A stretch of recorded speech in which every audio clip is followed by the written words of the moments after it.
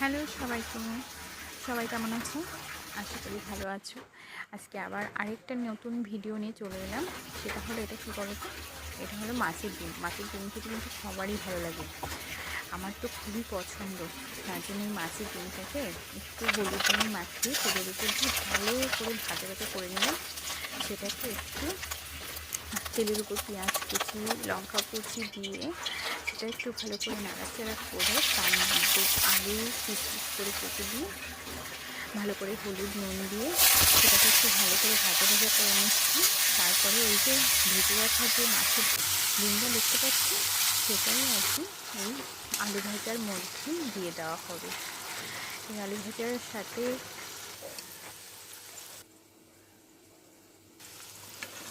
মাছের ডিম দিয়ে ভাজা খেতে কার কার ভালো লাগে?